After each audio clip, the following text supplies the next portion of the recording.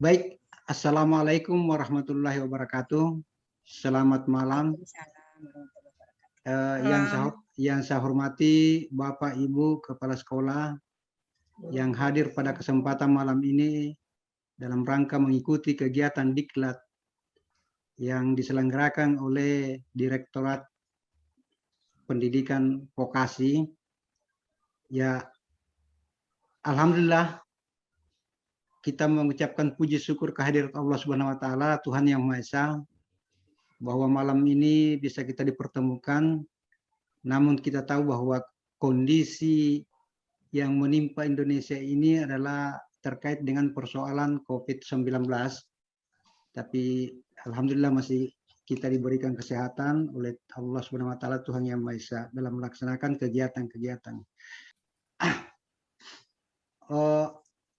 Peta jalan ini awalnya kita mewujudkan profil pelajar Pancasila. Jadi sebelum kita melangkah jauh dalam proses kegiatan apa saja, baik itu pembelajaran maupun kegiatan-kegiatan yang lain, tentu terlebih dahulu kita membuat peta jalan. Ya, dalam pembuatan peta jalan ini ada beberapa orang yang penting untuk kita hadirkan, ya, termasuk pemangku kepentingan dalam pendidikan ini. Ya, diantaranya adalah komite sekolah, siswa di sini bisa yang mewakili ketua OSIS, ya. Kemudian pihak IDUKA, guru-guru dari kalau saya itu jurusan saya agribisnis tanaman perkebunan, tentunya yang kami hadirkan di sini adalah guru-guru dari perusahaan perkebunan. Ya. Kemudian selanjutnya ada kelihatan materi saya ya? Belum kelihatan, Pak. Belum kelihatan, Pak. Di mana? Share lagi, Pak. Saya sudah share tadi. Mungkin ketekan lagi. Ini sudah kelihatan? Belum, Pak. Duh. Klik lagi. Sabar klik ya, lagi. sabar ya.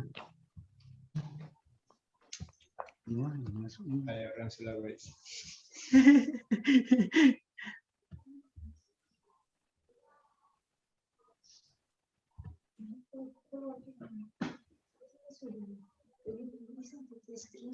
Mana? Ini. Baru. Ini.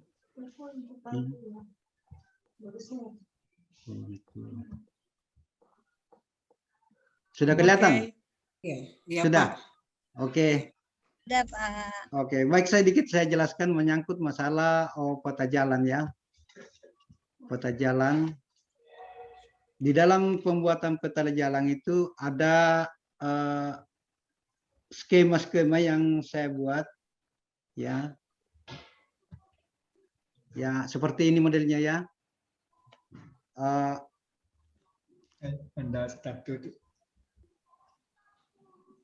Ada panah-panah yang saya sudah buat. Ya, namun dalam hal ini belum saya berikan penjelasan satu persatu tentang panah yang saya buat ini. Panah yang pertama, yang paling di bawah itu, di situ ada komitmen bersama. Komitmen bersama ini siapa-siapa saja yang perlu dihadirkan dalam membuat satu komitmen. Tentunya yang kita hadirkan di sini adalah pemangku kepentingan. Misalnya ketua komite, siswa, tapi tidak semua siswa yang kita hadirkan. Ya, yang paling penting kita hadirkan di siswa itu adalah ketua OSIS sebagai perwakilan daripada siswa itu sendiri. Kemudian dari pihak IDUKA, dari IDUKA juga perlu kita hadirkan dalam merumuskan peta jalan tersebut. Ya, jadi setelah ada komitmen bersama, tentu kita melangkah ke selanjutnya, yaitu perencanaan program.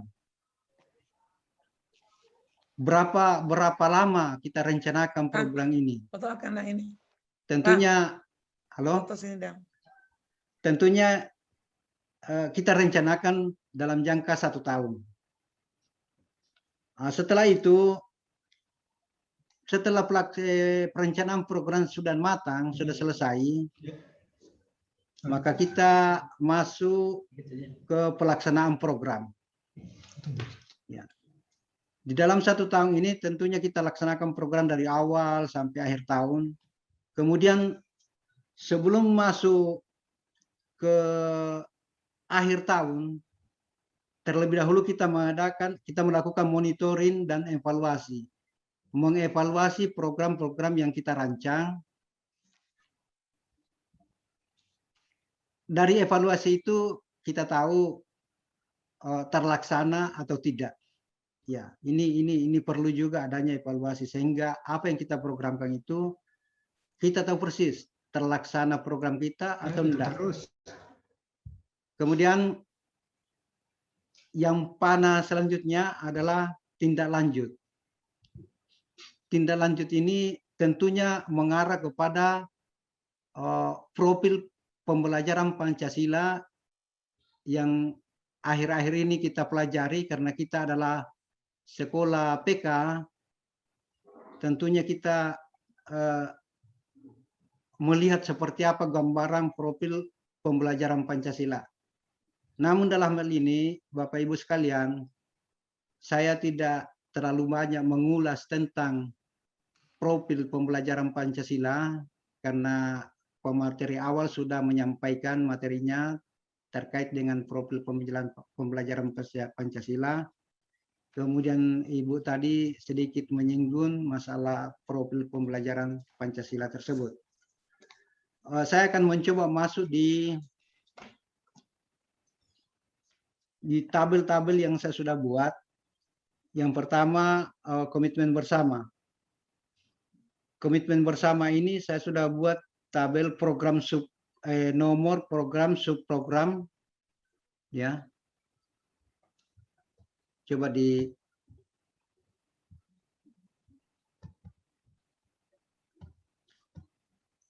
kembali dulu ya. Bagaimana mengembalikan? Oh ya. Oh ini. Bagian pertama tadi saya sudah jelaskan bahwa komitmen bersama. Komitmen bersama ini saya buat tabel supaya memudahkan kita menyerap daripada materi di malam hari ini. Yang pertama adalah nomor, kemudian berikut program, subprogram, sasaran, indikator ketercapaian, kemudian pitch dan ketercapaian. Saya melihat di nomor 1 ini ya tentang struktur organisasi. Jadi di sini kita membuat satu organisasi ya. Di program ini atau subprogram ini kita membuat sebuah organisasi, kemudian kita masuk di sasaran guru yang terlibat dalam tim tersebut. Kemudian indikator pencapaian terjaring top profesional sesuai kebutuhan organisasi. Kemudian pitch-nya siapa yang berperan di sini, tentunya dalam hal ini adalah kepala sekolah yang harus berperan. Kemudian saya mencoba membagi 4 triwulan dalam 1 tahun ini untuk mengetahui sejauh mana peta jalan ini ketercapaiannya. Jadi saya membagi 4 triwulan. Triwulan pertama Juli, Agustus, September. Membagi empat triwulan, empat triwulan ya. Ya, tentunya dalam hal ini untuk melaksanakan daripada peta jalan ini tentu kita berawal dari triwulan pertama. Ya, tidak akan mungkin kita langsung ke triwulan kedua atau ketiga. Tidak bisa kita langkai seperti itu. Kemudian berikut nomor 2, penguatan komitmen. Penguatan komitmen ini siapa-siapa saja yang masuk. Tentunya di sini ada guru, tenaga pendidik, peserta didik, orang tua, kemudian pihak iduka. Kemudian masuk di indikator ketercapaian. Indikator ketercapaian di sini setiap personel dapat memberdayakan dirinya untuk mencapai tujuan sekolah. Ya, yang berperan di sini adalah kepala sekolah. Kemudian bagian B, tadi bagian A komitmen bersama. Kemudian bagian B menyusun rencana program atau biasa disebut dengan istilahnya raker. Ya, menyusun rencana program atau raker. Di sini penguatan visi dan misi. Dalam menyusun visi dan misi ini tentu yang dilibatkan adalah guru dan tenaga kependidikan. Kemudian indikator ketercapaian mereview visi dan misi sekolah agar lebih dipahami warga sekolah. Jadi kita review seperti apa visi misi sekolah yang sudah kita susun bersama. Kemudian yang berkepentingan di sini adalah panitia raker. Ya. Jadi sebelumnya itu akan kita bentuk panitia untuk menyusun daripada rencana kerja kita ya. Kemudian yang berikut di bagian C atau yang terakhir ya, bagian C, di sini ada pelaksanaan program. Jadi pelaksanaan program ini tentunya kita evaluasi. Dari evaluasi ini kita melihat sejauh mana ketercapaian program yang sudah kita programkan. Ya. Jadi seperti itu Bapak Ibu sekalian. Apakah program ini berhasil sampai 100% atau tidak sampai 100%. Jadi itu yang kita perlu lihat di situ. Kalau program kita cuma mencapai 80%, tentunya menjadi patokan untuk penyusunan peta jalan di tahun-tahun depan.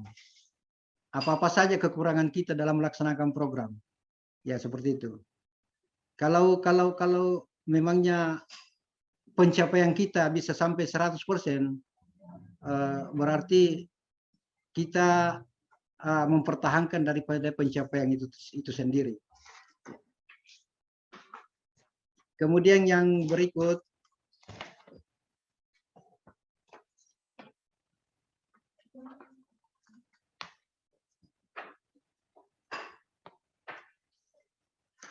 ya, monitoring dan evaluasi. Monitoring dan evaluasi ini yang terlibat di sini adalah guru, peserta didik, kemudian indikator ketercapaian, terpetakan ketercapaian antara KBM, pelajar Pancasila, kelebihan dan kekurangannya ya. Jadi ini perlu evaluasi dalam menentukan keberhasilan. Yang terlibat langsung di sini adalah kepala sekolah. Kemudian tindak lanjut, yang terakhir ya, tindak lanjut hasil daripada pembuatan peta jalan ini tentunya tetap masih kita libatkan guru peserta didik dan ya guru yang ada di sekolah yang kita libatkan dalam melihat sejauh mana keberhasilan kita dalam membuat peta jalan. Artinya melaksanakan program ini. Kemudian indikator pencapaian, terpecahkan permasalahan hasil monitoring dan evaluasi. Ya. yang berperan penuh di sini adalah kepala sekolah. Dari awal kegiatan sampai akhir kegiatan tentunya dimulai tahun ajaran baru. Seperti kita ketahui bahwa tahun ajaran baru yaitu dimulai dari Juli. Jadi sebelum Juli ya kita sudah rancang-rancang, memang kita sudah melakukan kita rancang untuk membuat daripada peta jalan itu sendiri. Nanti di bulan Juli baru kita action. Nah, itu barangkali dari saya. Ya, lebih dan kurangnya mohon maaf Bapak Ibu sekalian. Ya, materi saya sampaikan pada malam ini mudah-mudahan menjadi bisa kita serap. Ya. Kemudian untuk sedikit mengetahui sejauh mana materi saya bisa diserap oleh Bapak Ibu, saya coba melemparkan pertanyaan kepada Bapak Ibu sekalian. Pertanyaan ini saya lemparkan kepada peserta, mudah-mudahan bisa terjawab. Kalau terjawab pertanyaan berarti Bapak Ibu memahami materi yang saya paparkan pada malam hari ini. Pertanyaan saya seperti ini. Apa boleh membuat program perencanaan di bulan Agustus? Siapa yang bisa menjawab Bapak Ibu sekalian? Silakan Pak Said, angkat tangan duluan. Terima kasih Pak atas kesempatannya. Tidak boleh kita membuat perencanaan di bulan Agustus. Oh begitu. Sebaiknya kita laksanakan bulan Juni. Bisa dijelaskan alasannya Pak?